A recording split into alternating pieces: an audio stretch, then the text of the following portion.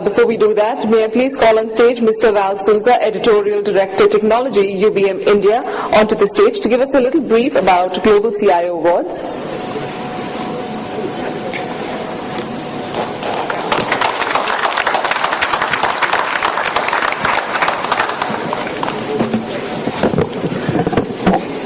So I finally been able to say good morning, good afternoon, and now good evening to all of you. Those of you who were here throughout the day, I probably have seen you around in many of the sessions and during the rest of the conference and exhibition. Oh, to be a CIO. What a time to be a CIO. What a fascinating time to be a CIO. In fact, also, what a precarious time to be a CIO, particularly one with global responsibilities. CIOs are being given more strategic roles than ever before. Yet, they're simultaneously seeing their budgets cut while expectations remain unrelenting. And of course, the global recession that has been upon us complicated the situation further. CIOs are being asked to drive business change, while at the same time, many are trying to reduce and replace old and inflexible infrastructures with modern and flexible ones. We are being given responsibility for establishing global standards in applications and related processes, but sometimes without the organizational authority to enforce those new standards. And across the globe, CIOs are fighting the stubborn perception that IT in general and CIOs and their teams in particular are cost centers rather than creators of value and accelerators of innovation. Now, stellar performance, despite all these obstacles, needs to be recognized and applauded. And that's the philosophy behind the Information Week Global CIO 50 List initiative. The CIOs for Information Week's Global CIO 50 were selected based on their strategic contributions to their companies, as well as for their market leadership, innovative IT-enabled business practices and results, and by their overall achievement and impact. Now, earlier this year, when Bob Evans, who heads the Global CIO unit of Information Week, asked me to nominate CIOs from India for possible inclusion in this list, I was actually a little worried. Would we find enough CIOs here who would even qualify? How would I evaluate them? These and many similar worries crossed my mind. And for those of you who know me, I'm pretty much the worrying type, as you will probably agree. But anyway, finally I set out on the exercise. Now the final suggested criterion from the US is simple but brilliant. The nominees had to convey in one sentence why they thought they deserved to be on the Global CIO 50 list. I thought that few out here would even know how to put together a sentence and send it across to me. But the response actually was overwhelming. The entries poured in.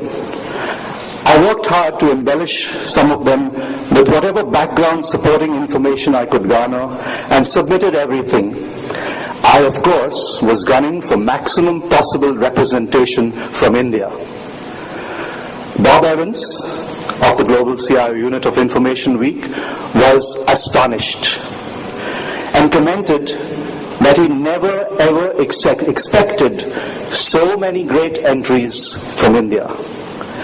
I was, of course, delighted. And even more so when finally we learned that 10 CIOs from India had in fact been selected by the US team of Information Week, the Global CIO unit. In fact, India, with 10 CIOs on the list, is second only to the US and followed by Europe, China, Brazil, Japan, Korea, and so on in terms of representation. The fact that 10 CIOs from India made it to the final list points, I think, to the increasing sophistication of IT deployment at enterprises across the board, and the world-class qualities and skill sets that Indian CIOs bring to the table today.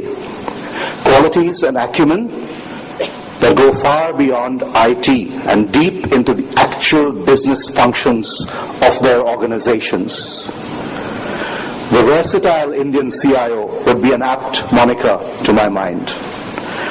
In fact, I received well over 50 first-rate entries from Indian CIOs, and of course, all could not have been selected finally.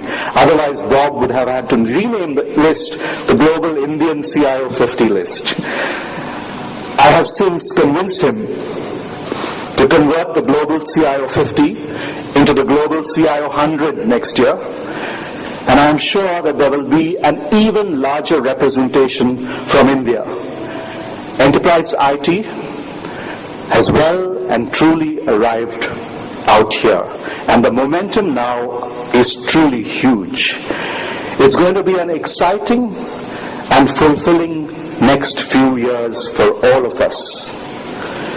To the 10 CIOs from India who made it to the list this year, my congratulations. And to the rest of the CIOs in the audience and elsewhere in the country, you have a very, very great chance to make it to the Global CIO 100 next year. Thank you.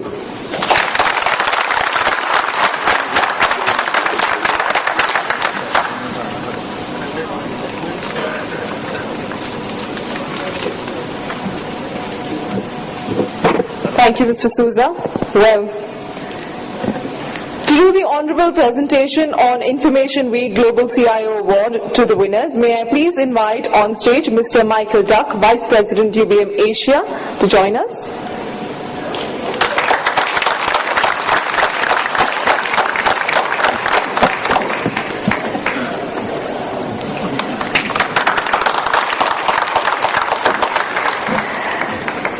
May I please call upon the first winner, Mr. Arun Gupta, Customer Care Associate and Group CTO, Business Head, Food and Beverages, Shopper Stop, to please come on stage and collect the award.